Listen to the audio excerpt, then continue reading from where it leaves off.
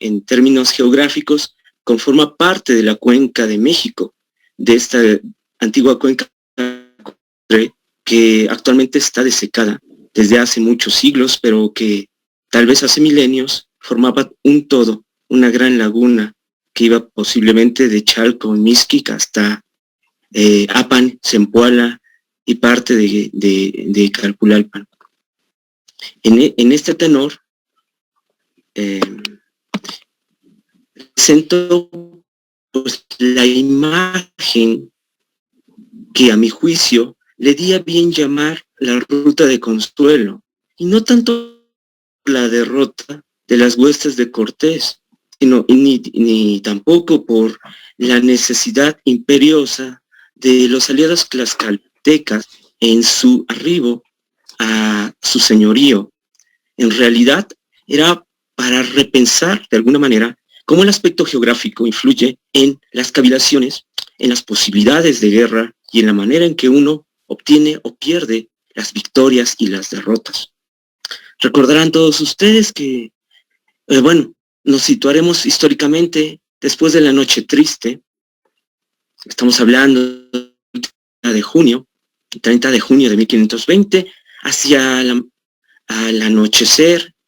la medianoche, la madrugada, donde las huestes aliadas, tlaxcaltecas, posiblemente totonacas, algunos indios taínos y un preponderante contingente entre peones y caballeros castellanos, entre Cortés y de Narváez, ya unidos para este junio de 1520, salían por la calzada de Tlacopan, al poniente de Tenochtitlan. Y a partir de ahí tendrían una semana prácticamente de huida, después de haber cometido flagrantes errores tácticos y militares, como por ejemplo la matanza del Templo Mayor con el Tonatiuh Pedro de Alvarado, o la explotación, de alguna manera, ya irracional, de una diferenciación cultural, étnica o racial que estaban preponderantemente demandando a los tenochcas, tlatelolcas.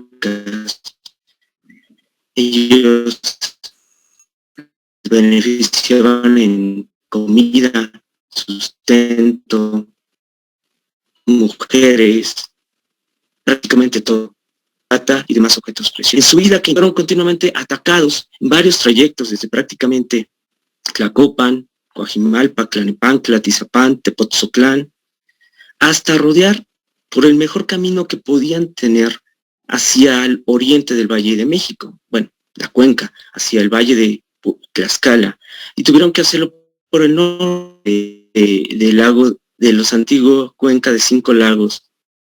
por Zumpango y Xucan. En estos lugares se desarrollarían pequeñas escaramuzas hasta finalmente el 7 de julio,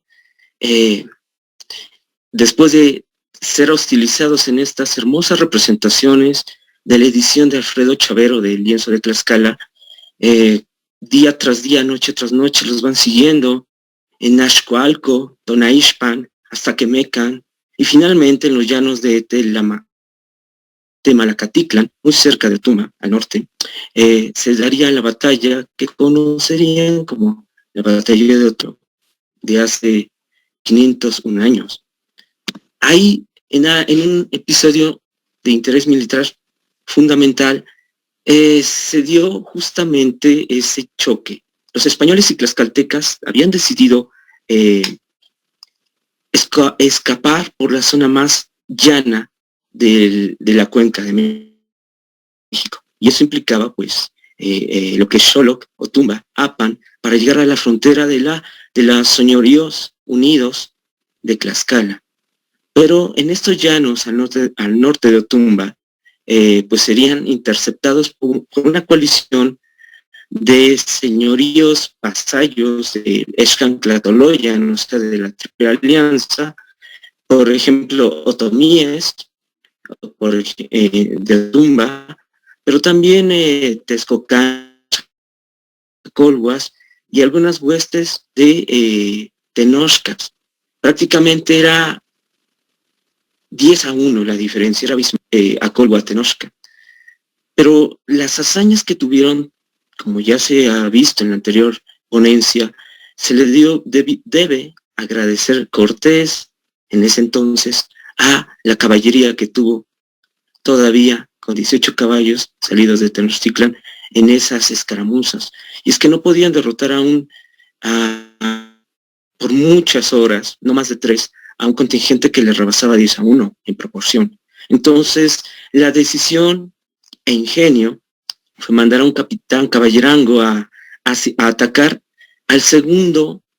mayor empoderado del Escanclatoloyan, que era el Cihuacóatl de Tenochtitlan, una figura que vendría siendo el segundo al mando, sería el después del Tlatoani, del güey Tlatoani, entonces Cuitláhuac, sería el Cihuacóatl, quien fue muerto en batalla, y a partir de ahí prácticamente la desbandada y la legendaria derrota, que podríamos decir, tiene sus raíces en esta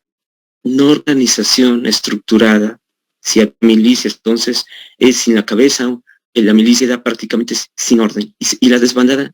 general. La batalla no duraría más de 3 horas, prácticamente entre 10 de la mañana y tarde. Los españoles, al tomar el estandarte, dar muerte a Cihuacóatl y desbandar a los capitanes de la Confederación Tenochca o Acolba, pues obtendrían paso franco y su salida de los señoríos de Acolhuacan o Texcoco. Y esto, como lo veremos, es importante. Por otra parte, los españoles aliados no tenían certeza de qué iba a pasar o de qué manera iban a ser recibidos en Tlaxcala. Es muy cierto. Habían dado muestra los tlaxcaltecas desde la unidad y alianza con este famoso imagen de Senado, asemejando a la época griega, de la época dorada de las polis, pues en realidad esos señoríos nahuatlacos de Tezcalan, mal dicho, ese es otro tema, tomarían la decisión de recibirlos o no amistosamente y de alguna manera darles paso franco, ¿no? En el lienzo de Tlaxcala, la imagen, veremos un montículo donde señalan los historiadores tlaxcaltecas ya del siglo XVI, de 1540 al 50, la imagen de un lugar llamado Xaltelulco o Xala o Xalpan, en donde serían recibidos después de la batalla, al otro día de la batalla de Tumba, el 8 de julio, como parte de mandar mantenimientos y suministros, sobre todo alimentos para hombres y bestias, en esta parte, pero aún se desconoce. A mi juicio, ese Xaltelulco mencionado en el códice, perdón, en el lienzo de Tlaxcala, no es otra cosa que el Cerro Chulco, que es la frontera que aún se mantiene, como lo vemos en la pantalla, al suroeste de Apan, ese cerro que aparece entre las haciendas de Chimalpa, Tlalayote y Tochac. Ese cerro, muy semejante a la imagen del códice o lienzo, es donde serían refugiados. Y eso es interesante, aquí nada más como anécdota. Chulco en náhuatl significa lugar de los fugitivos o lugar de los que se ocultan. Y esa es prácticamente la frontera que marca entre el Acolhuacan, que limitaba hasta Apan, y la Confederación Tlaxcalteca o Texcalteca, que iniciaba el dominio en las provincias de Hueyotlipan. Es interesante, faltan estudios sistemáticos, todos conocemos, o la mayoría de nosotros conoce, que los 4 grandes señoríos basados en Tizaclán, Ocotelulco, Quiahuizclán y Tepectipa, pues eran los comandantes generales. Esto debe más bien una estructura geoespacial mesoamericana, en donde todo se dividía en 4, hacia los 4 puntos cardinales, pero en realidad había muchos más señoríos que fueron realmente los que en primer momento dieron batalla, como en Tecoac, o los que darían recepción, como en Hueyotlipan, y muchos de estos señoríos eran de filiación otomí. Entonces, esta fortuna de haber llegado muy cerca en estos llanos de Apan, en el actual municipio de Hueyotlipan, que era de raigambre otomí, era el límite de la nación de Tlaxcala. Y a pesar de que Bernal Díaz del Castillo menciona que fueron recibidos prácticamente de una manera de comerciar con las heridas y con la necesidad española, pronto llegaría, en este caso,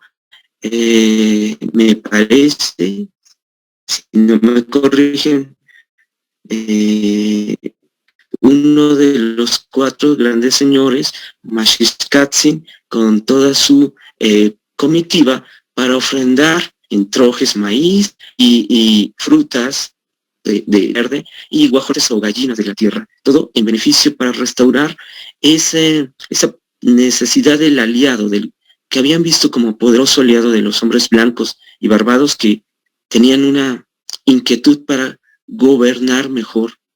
y no ser hostilizados por la Escanclatoloyan o la Triple Alianza de Tlacopan, Texcoco y Tenochtitlan. Ahora, la importancia de la llegada de las huestes de Cortés, las de Narváez y algunos otros residuos de ejércitos del Totonacapan, obviamente de Tlaxcala, y demás que fueron aliándose en el camino, como Huejotzingo y Cholula, era que al llegar al territorio de Tlaxcala y al mantenerse todo el mes de julio y agosto en prácticamente una recepción no solamente cálida, sino amistosa. Como nos menciona Bernal Díaz del Castillo, Muñoz Camargo, el otro cronista de Tlaxcala, pero también la síntesis de don Manuel Orozco Iberra, el gran geógrafo, historiador del siglo XIX, nos mencionan que en realidad esta inquietud se convirtió en una bondadosa recepción y una fraternal amistad que duraría prácticamente durante toda la época colonial, incluso más allá. Recordemos que Tlaxcala no sería Estado sino hasta 50 años después de la independencia de la Federación Mexicana. En este sentido, Tlaxcala se convierte en el primer centro de operaciones neurálgico en Mesoamérica de esta impronta española. Y poco a poco, entre los meses de septiembre a diciembre del resto del año de 1520, los españoles no se van a mantener quietos, sino que a partir de en ese entonces duplicaba la extensión territorial de Tlaxcala, la Tlaxcala geopolítica actual, pues decidió Cortés, en alianza siempre con los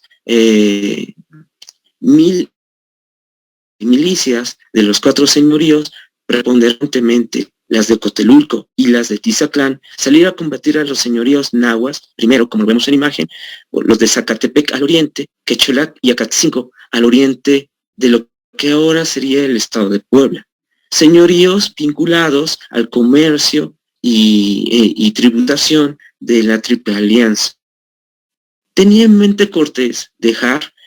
no solamente la defensiva, sino aislada a la Triple Alianza en la Ciudad de México y retomar poco a poco, en calidad ya sea de aliados o de vasallos, a los señoríos nahuaclacos alrededor de Tlaxcala. Y fueron de esta manera como lo relata de muy curiosa manera, pero vamos a darle el título de veraz a Bernal Díaz del Castillo.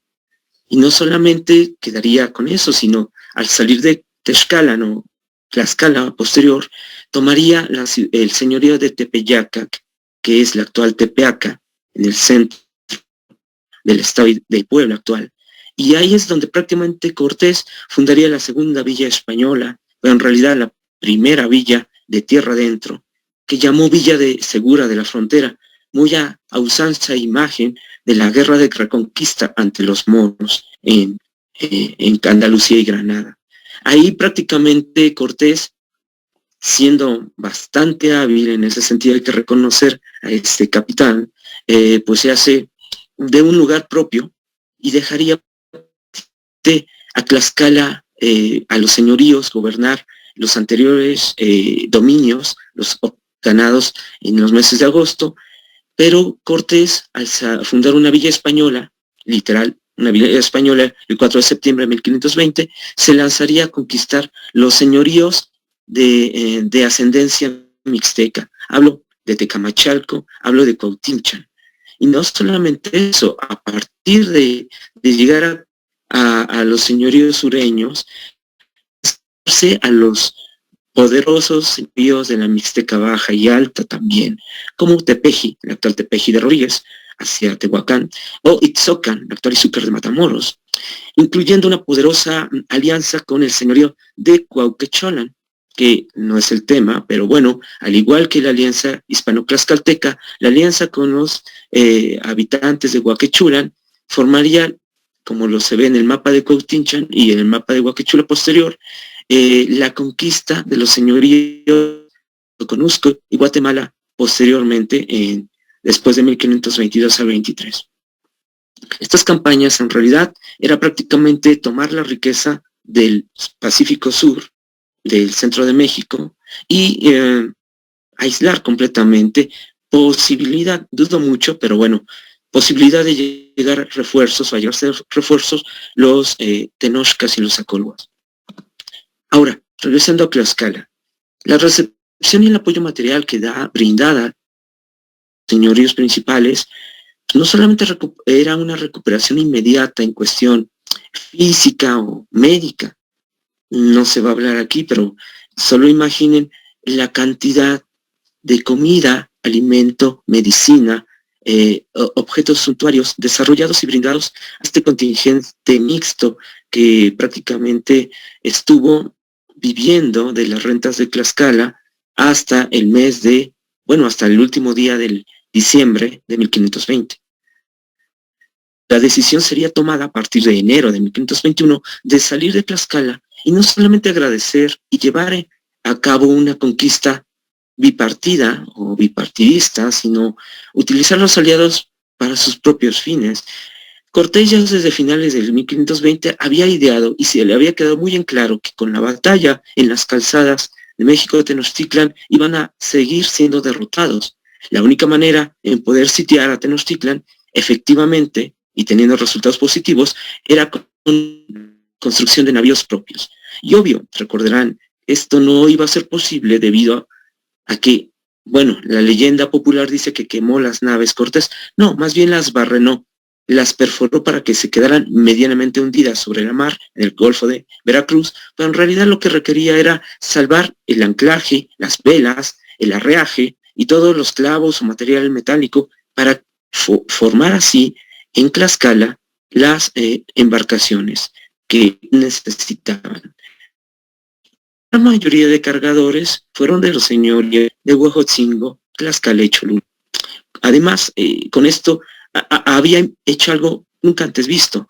Cortés con estas alianzas había eliminado la guerra a muerte que mantenían cholultecas y tlaxcaltecas hasta 1520. Prácticamente eso hace una unificación por voluntad castellana para que todas estas imágenes del envío de enseres de Chalchihueyecan llegaran a su término. Como lo verán en la imagen, y no voy a ahondar en esto, la explotación y el maltrato hacia los pobladores mesoamericanos fue, a pesar de la alianza, continua, continuadamente agresora y aprovechada. Sin embargo, sin esta explotación humana no hubiera sido posible la construcción, prueba y puesta en marcha de los, como ya se mencionó, eran 12 bergantines y uno más pequeño, entre febrero y abril de 1521. Se dice, aquí no lo comento, que fueron construidos con madera de la Sierra de Tlaxcala, pero también con la brea de los encinares y oyameles de Huejotzingo. Y los cargadores, ya vimos, de los tres señoríos, serían diseñados en lo que actualmente es San Buenaventura Tempan, un barrio pequeñito al oriente de Tlaxcala, incluso puestos a prueba en el río Zaguapan, actual río que atraviesa la ciudad de Tlaxcala, todavía no entubado el río, pero puestos se marchan actualmente ahí y llevados al lomo humano durante un trayecto entre abril y mayo de 1521. Y como lo vemos en las imágenes del Códice Florentino y en el Códice Durán, vemos pues este apoyo irrestricto que tuvo no solamente de Tlaxcala, sino después con Texcoco, que sería la primera ruptura de la Triple Alianza, y Texcoco apoyaría en esos meses en adelante a la Confederación Hispano-Tlaxcalteca. Ahora, para mencionar esta zona que a veces no se conocen mucho, que es la cuenca noroeste del Valle de México, los llanos de Apan, pues, siguió siendo muy importante en el desarrollo de esta conquista militar, debido a muchos factores. Ya veríamos que por ahí se trasladarían los bergantines hacia el lago de Texcoco. Pero también ahí sucedería algo sumamente importante. La antes, en 1520, la noche del día de San Juan, el 24 de junio, de una caravana de españoles, tlaxcaltecas y, según las excavaciones arqueológicas actuales, de taínos, totonacos y algunos de procedencia maya, ese día hicieron una celada. Recordemos que Calpulalpan, la actual Calpulalpan del estado de Tlaxcala, en ese entonces era un calpulli del señorío de Texcoco, de la frontera de Texcoco en los llanos de Apan. Entonces Sultepec era, como lo vemos en la imagen, prácticamente daba frente a Apan y a Hueyoclipan, a Nanacamilpa, Calpulalpan. En esta zona geográfica era una zona preponderantemente comercial, pero también de guerra. Cuando van los españoles, nos conocían que el 24 de junio ya habían sido rotas las hostilidades debido a la matanza del Templo Mayor, y la noche triste estaba a menos de 6 días, o sea, la salida o huida de Cortés y su derrota en Tlacopan. Ellos, aparentemente desconocedores, salieron de Tlaxcala, se dirigieron a Texcoco vía Sultepec, y ahí, después de ser aparentemente dejados en paz, fueron recibidos detenidos en una celada, capturados, y, como vemos en la siguiente imagen, empezados a ser sacrificados ritualmente. Esto lo podemos ver en muchos videodocumentales que circulan en la red. En esta pequeña población no solamente serían muerte, como lo hemos visto, a hispanos, acas, filiación mayense, también hay indígenas caribeños o taínos, también mulatos o de ascendencia afro, y a caballos, como lo ven ahí, hablando de caballos, ¿no? Bueno, las excavaciones han demostrado que ese total de aproximadamente 60 personas masculinas, pero con acompañantes, mujeres y niños que han encontrado de filiación no tlaxcalteca, eran posiblemente hasta 180 personas que fueron sacrificados y muertos en Tultepec y también en Texcoco o en Tenochtitlan. Y lo más interesante, que según dice el arqueólogo Vigía de la zona arqueológica de Sultepec, también fueron sacrificados en términos rituales, esto es, recreando mitos que creían los antiguos nahuas, con cada uno de ellos, sin importar su fenotipo, tipo de piel, su color de piel, ni su ascendencia cultural. Eso es muy importante. Sacrificados prácticamente 1520. Tendré en esto, pero realmente importante a mi parecer. Tanto así que cambió el nombre de Tecuaque por cambió el nombre de Sultepec, el Cerro de las Codornices, por Tecuaque. Y esto es muy interesante porque para Bernal Díaz del Castillo nos menciona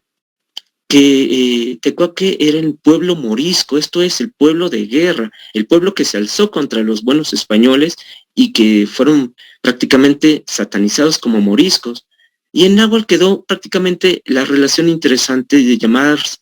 de entonces el sitio Tecuaque, o de dónde se los comieron, eso significa en náhuatl. Entonces, prácticamente cuando Cortés mandó a su primo, a Gonzalo de Sandoval, me parece, su primo, a llevar a los materiales para construir en Texcoco los bergantines, mandó la encomienda a Gonzalo de Sandoval la destrucción de Tecuaque, sin dejar rastro. Y es como lo vemos, las ruinas reconstruidas apenas en el siglo XX, nos da muestra de que esto fue prácticamente devastado. Posteriormente intentó repoblarse, pero justamente con esta idea de que en ese tipo de guerra no deberían ni siquiera ser dignos de considerarse pervivir. La imagen del lienzo de Tlaxcala, que se ve Texcoco, donde también vemos que a la llegada de Cortés, aproximadamente entre el 1 y el 8 de enero de 1521, pues vemos ahí otra vez en el Teocalli de Texcoco, pues ahí junto al Nubens, titular de Texcoco, parece Camascle, no sé, un Tezcatlipoca, una cabeza de caballo en sacrificio, y llegando algunos bastimentos de canoas. Lo importante es que con la destrucción en febrero de Sultepec quedaría paso franco prácticamente de Texcoco al Golfo de México, a Tepeaca y a Tlaxcala, y a mi juicio esa destrucción de Tecoque significaría una consolidación del territorio y un uso de recursos tanto naturales, como los veríamos, como de recursos de las sociedades mesoamericanas, el recurso humano, entre comillas, para su conquista posterior. Aquí ya para andar terminando con esta breve exposición, pues al ocupar Texcoco y toda esta parte de la cuenca noroeste del Valle de México, pues, hablando de Apan, Calpulalpan, obviamente con la frontera en Huello, Tlaxcala, los demás pueblos fueron cayendo bajo el dominio prácticamente contundente de los españoles. Terminaron con la sujeción de Texcoco porque, como lo vemos, se me pasaba a decir, la imagen anterior es Ixtlilxóchitl, un pretendiente al gobierno de Texcoco, quien abre las puertas a la población, y el gobernante aliado de Tenochtitlan es forzado a huir cuando entran los españoles contra aliados a Texcoco. De esta manera, prácticamente me parece que esto se conmemoró muy recientemente, no recuerdo si es el 28 de abril, cuando se ponen en un canal exprofeso que crearon los españoles muy cerca de Texcoco, el canal de los Bergantines, fueron puestos a prueba y lanzados al agua. Y a partir de esa fecha fatídica para Tenochtitlan, el 28 de abril es cuando inicia el asedio naval, por decirlo así, a la capital Tenochtitlan. Y estas imágenes que pues es donde mucho después, en la época del Porfiriato, pondrían esa remembranza, este monumento pétreo, a donde fueron lanzados al agua estos 13 bergantines. En realidad fueron utilizados nada más 12, y repartidos entre cada uno de los principales capitanes, como Ordaz, Gonzalo de Sandoval, Alvarado y obviamente el propio Cortés. Después del 20 de mayo y hasta el 13 de agosto de 1521, señoría tras señoría, empezando con Iztapalapa, con Coyoacán, con las riberas al sur y al norte de la cuenca de México, pues serían prácticamente ocupadas, y quien se resistía, devastadas. En estas últimas imágenes que presento del lienzo de Tlaxcala, se ve como desde el pueblo de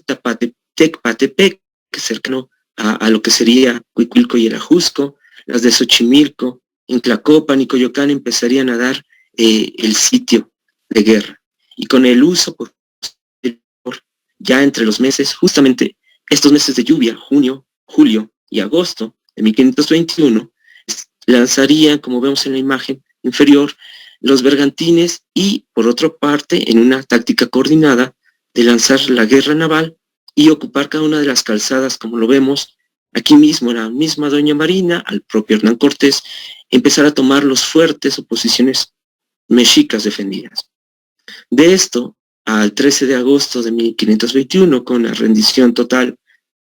de Cuauhtemotzin en Tlatelolco, en el último barrio defendido por los mexicas, después de una devastación de casi 3 meses, pues quedaría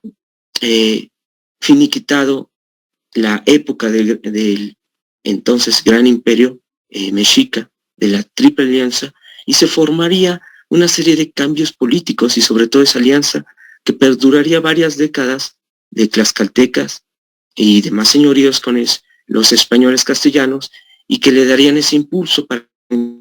conquista de Occidente, Norte, Golfo de México y Océano Pacífico. Y bueno, pues esto es lo que quise compartirles de hoy. Muchas gracias. Agradecemos